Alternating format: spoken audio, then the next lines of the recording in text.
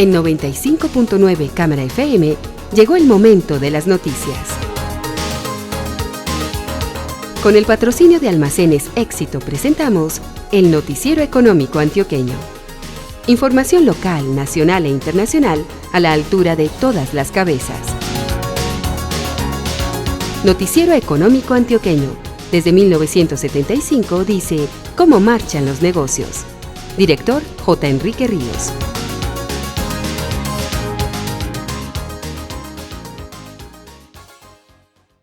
Muy buenos días. Bienvenido a las Noticias Económicas. Hoy es domingo 24 de mayo de 2020. Esta es la emisión 18.885 que ofrecemos en nombre de Almacenes Éxito. A todos nuestros proveedores, nuestros aliados de confianza, queremos decirles, estamos con ustedes. Seguiremos trabajando de la mano para darle a los colombianos tranquilidad y confianza en los momentos que vive el país. Gracias a los compromisos y al apoyo del Grupo Éxito, podemos tener nuestras puertas abiertas. Podemos garantizar tranquilidad a nuestros empleados y proveedores y cumplirles, y sobre todo cumplirle a sus familias. Gracias Grupo Éxito por su compromiso. En Grupo Éxito sabemos que juntos saldremos adelante. Sin lugar a dudas, en estos 2 meses de emergencia económica y sanitaria, la vida de personas, empresas e instituciones se ha visto muy cambiada. Hoy nos enfocamos en Colombia, donde las preocupaciones han sido múltiples desde lo económico y también en la parte de salud. Hemos invitado al profesor Jorge Hugo Barrientos Marín, director del Centro de Investigaciones y Consultorías de Ciencias Económicas de la Universidad de Antioquia, para reflexionar acerca de inquietudes referidas a la marcha de un país que está muy golpeado por la pandemia. Les dejo con el periodista Jesús Antonio Vargas y su invitado. Muy buenos días, profesor Jorge Hugo Barrientos Marín, bienvenido. Y lo primero que interesa para nuestros oyentes es conocer a qué apuntaban las proyecciones y en qué circunstancias nos reubica la pandemia. Bueno, Jesús Antonio, a principio de año se tenía una perspectiva de crecimiento económico importante respecto a lo que había sido 2019. Se hablaba de un crecimiento entre el 3.3% y el 3.6% en 2020 y de casi el 4% en 2021, empujado principalmente por las obras civiles, esto es las obras de infraestructura, la construcción, el repunte de las exportaciones, especialmente del petróleo, y no solo por el precio que se esperaba fuera relativamente creciente y constante, sino también por el tipo de cambio favorable. Otro motor del que se esperaba un empuje importante al crecimiento económico era la inversión extranjera directa y sobre todo el consumo privado, básicamente el gasto de los hogares. Bueno, la pandemia cambia radicalmente el escenario para los próximos meses, pues por ahora la base de la recuperación estaría en la construcción y en la infraestructura, y eso de manera lenta porque han gradualmente permitido su reactivación. Puesto que las exportaciones y la inversión extranjera están estancadas, así como la demanda del petróleo, que ha bajado drásticamente como respuesta a la bajísima demanda de sus derivados, en particular el combustible. Y esto ha hecho que los precios de los futuros del petróleo caigan a niveles históricos, algo que se vio en el mes de abril respecto a los futuros de mayo. Todo esto ha sido el resultado de las drásticas medidas de confinamiento que han enfrentado la mayoría de los países. La Agencia Internacional de Energía, por ejemplo, estima una caída de la demanda para 2020 en 9.3 millones de barriles diarios, sin considerar un segundo brote del nuevo coronavirus. Como resultado, tanto el petróleo WTI como el Brent, que es la referencia para Colombia, han caído drásticamente en las últimas semanas. Y eso, pues, como sabemos, golpea bastante los ingresos fiscales del país. Yo no creo que el Estado pueda o deba impulsar la recuperación, al menos no directamente. Primero, aquí vamos a sufrir todos. El gobierno se ha visto obligado a hacer un esfuerzo fiscal enorme del que también tardará años en recuperarse. Su déficit fiscal aumentará, así como su deuda pública como proporción del PIB. Tendrá que hacer un plan de reducción de gasto hacia futuro importante, pero con el dilema de una inversión social exigente para atender a los más vulnerables, que quedarán pues muy maltrechos en esta pandemia. Segundo, el gobierno lo que debe hacer es crear las condiciones para que el aparato productivo pueda recuperarse y se pueda reconstruir el tejido empresarial, particularmente en lo que tiene que ver con el trámite de una reforma laboral para la recuperación del empleo, así como el trámite casi que obligado, aunque hoy nos dicen que no, de una reforma tributaria que incluya un rebalance entre los impuestos que pagan las sociedades y las personas naturales, en especial las personas más ricas. Mire, buena parte del tributo recae en la clase media y en las empresas. Estas últimas pagan demasiados impuestos y hay que recordar que las empresas no son ricas ni pobres. Los ricos son los dueños, que son personas naturales. Son ellas quienes deben pagar. Es sobre ellas quienes deben tributar en consecuencia y en proporción a su patrimonio. Profesor Barrientos, ¿la pandemia obligará a acelerar los cambios en los programas de subsidios estatales? Bueno, más que una reforma a los subsidios, es mejorar los instrumentos de focalización y diseñar más y mejores programas. Se sabe desde hace tiempo que la estratificación de los hogares, además de ser discriminatoria, ha dejado de ser útil como mecanismo de asignación de recursos o de subsidios. Por eso pues se creó el SISBEN, que tiene en cuenta muchos aspectos de los potenciales beneficiarios, y creo que lo que hay que hacer es seguir mejorándolo como sistema de identificación de potenciales beneficiarios de programas sociales. En junio de este año se debería presentar el SISBEN 4, que es mucho mejor y que debe estar más refinado en cuanto a la focalización de las personas que verdaderamente lo necesiten. Yo creo que lo que el gobierno ha hecho en las últimas semanas a través de Planeación Nacional en adjudicar los giros de ayudas a las familias vulnerables ha sido un trabajo muy bueno, arduo, demasiado rápido, no ha estado exento de errores, sobre todo de inclusión, pero que se puede mejorar bastante, ¿cierto? Ahora el profesor Jorge Hugo Barrientos comenta cómo puede ser la recuperación económica. Bueno, la forma de la recuperación depende de la probabilidad de una segunda oleada de COVID-19. En B, digamos, es el mejor escenario, un rebote rápido de la economía. En U es un peor escenario. Y W es un escenario moderado. El mejor, sin duda, sería este escenario de recuperación en B, pero este ya no se dio porque partía del supuesto de que el aislamiento terminaba el 11 de mayo. El escenario en U es un escenario de recuperación muy lenta, depende de que no haya un segundo brote. En este escenario el consumo privado será de lentísima recuperación y yo creo que es el escenario que más probable se va a dar. El escenario W, como lo dije, asume que hay un nuevo brote de COVID-19, por tanto una segunda cuarentena sería necesaria y el confinamiento trae reducción de la demanda de turismo, comercio, transporte, alimentos, entretenimiento y los hogares naturalmente reducen sus niveles de consumo bastante. Claro está, como reducción de sus ingresos. No obstante de ser un escenario no deseable en términos de salud, implica un doble rebote un poco más rápido que el escenario famoso en U. La estimación más realista y poco alentadora es que la economía se contraerá entre 2,7% y casi 8%. Es decir, el crecimiento sería, en el más optimista de los casos, una caída del 2,7%. Nos esperan años muy duros en términos de desempleo y sobre todo de pobreza. Se estima que el desempleo puede llegar al 20% en un escenario de lenta recuperación. Eso significa 2,5 millones de empleos adicionales que se perderían. Y en términos de pobreza, está el riesgo de volver a niveles de lustros atrás, es decir, incrementos del 10% al 15% en el número de pobres. Esto es, entre 5 millones y 7 millones de personas volverían a la línea de pobreza. Y esto analiza nuestro invitado sobre el ingreso de las familias. Hay dos asuntos aquí para diferenciar. Uno es la pérdida de poder adquisitivo en referencia a la desvalorización de la capacidad de compra por la inflación y otro es la pérdida de ingresos.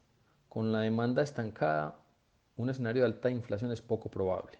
Sin embargo, la pérdida de ingresos sí sería muy dramática para casi todos los segmentos de la población, en particular los más pobres, los formales e independientes, con un agravante que estos no tienen acceso a ninguna ayuda del gobierno y sobre todo una clase bastante golpeada sería la clase media. Yo no sabría decir con exactitud una cifra de pérdida de ingresos. Cualquier cosa que le diga es pura especulación. Pero la magnitud del desempleo puede dar una idea de cuánto sufrirá la población en los meses venideros. Pues la mayoría de la gente solo tiene su salario o vive de la informalidad.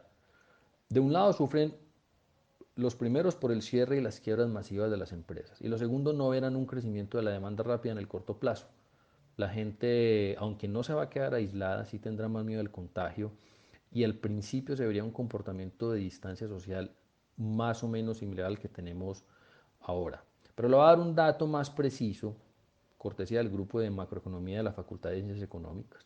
Para Antioquia la pérdida estimada de empleos en el 2020 es de 130.000, lo que implica una pérdida en los ingresos de las personas cercana a los 125.000 millones de pesos mensuales.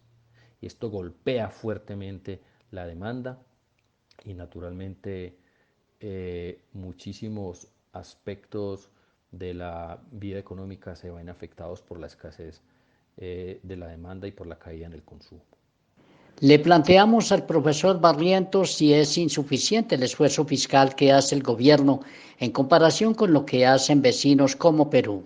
Bueno, yo no conozco las cifras de Perú, ni cómo llega a enfrentar la pandemia, pero son realidades y contextos diferentes. Depende mucho de los sacrificios que se quieran hacer y en beneficio de quién. Cada país evalúa su sacrificio en virtud del déficit estructural que tenga, el que quiera enfrentar y el tamaño de su deuda pública. Yo no estoy muy de acuerdo con esa apreciación en lo personal y le voy a explicar por qué.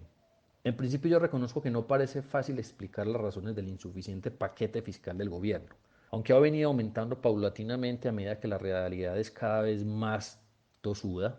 Pueden existir desde razones objetivas como el espacio fiscal y la magnitud de la propagación de la epidemia, hasta razones de pura economía política, pasando por el perfil ideológico del gobierno y la tradición gradualista que ha caracterizado a los gobiernos colombianos. El problema, claro, es que las medidas de suministrar liquidez a la economía y alivios financieros a empresas y familias hacen muy poco en cuanto a los objetivos de proporcionar ingresos a los hogares y evitar la destrucción de la capacidad productiva.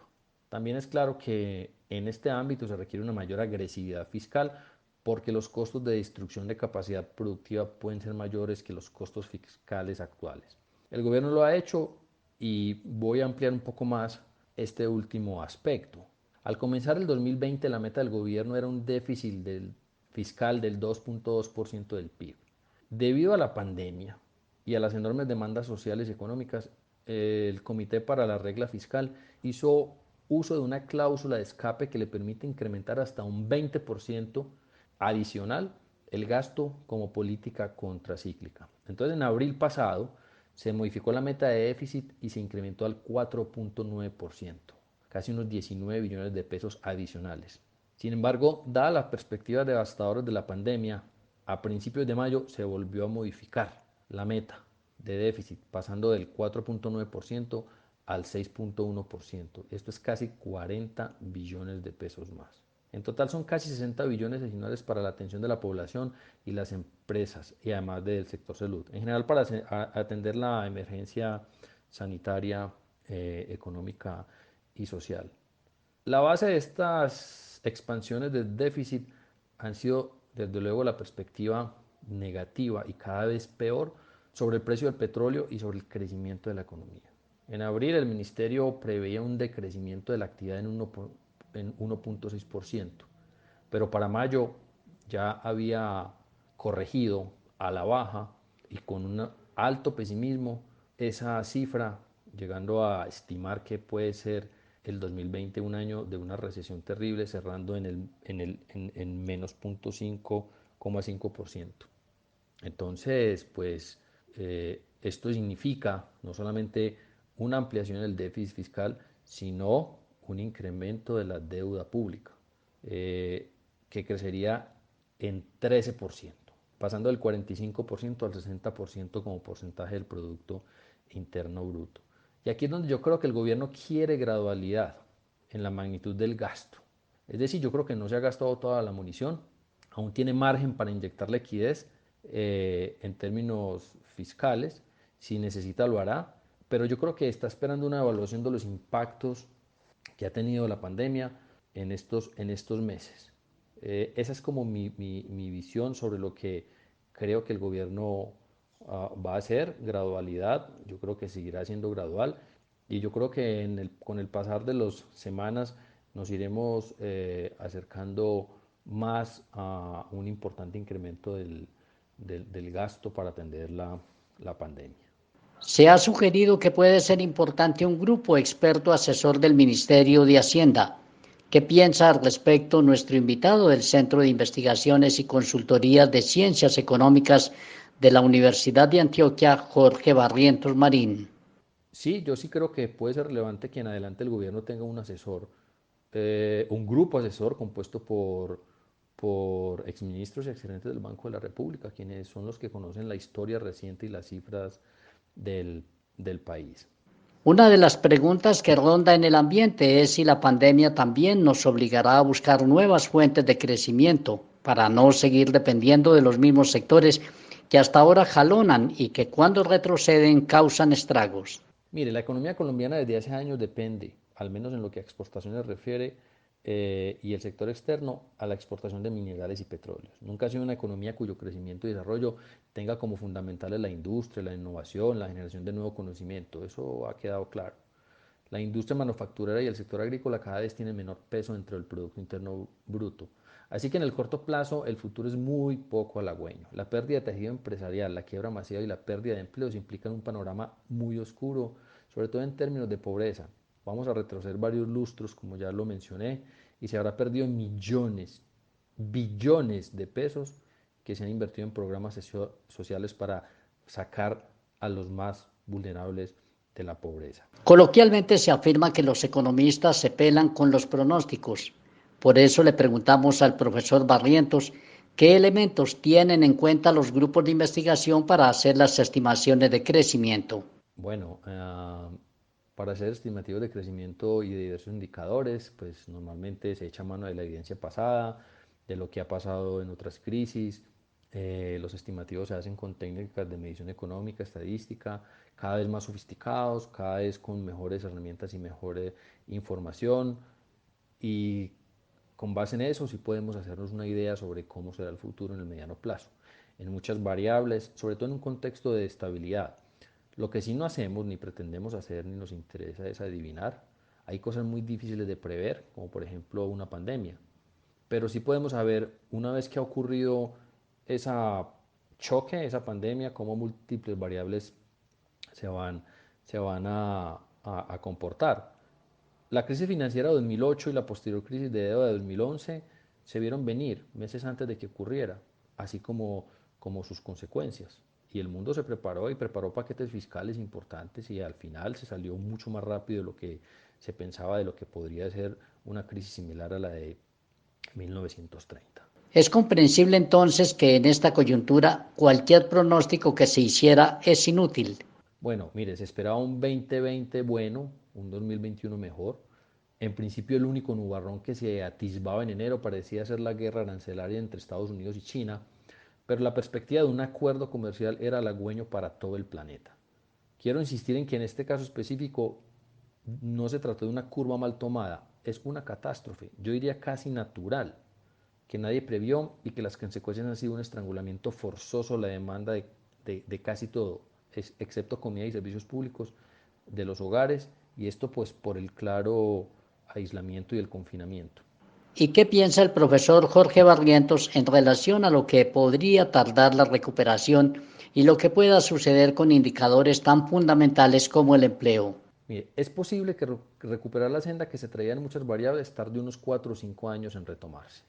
Un ejemplo de eso es el empleo. Las ayudas del gobierno han contenido el despido de 74.000 trabajadores, pero están en peligro, al menos hasta abril, entre 1.4 y 2.5 millones de empleos. Lo preocupante es que según el DANE, a marzo ya había 1.6 millones de desocupados. Insisto, falta saber qué pasó en abril.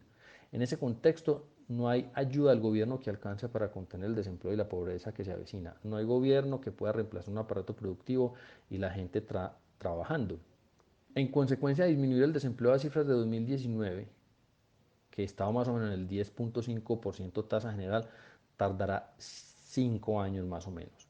Y periodos largos de desempleo se traducen en pobreza en un país como Colombia. Por eso insistimos en que el confinamiento debía reducirse gradualmente, pero apreciablemente a partir del 11 de mayo, sin más extensiones.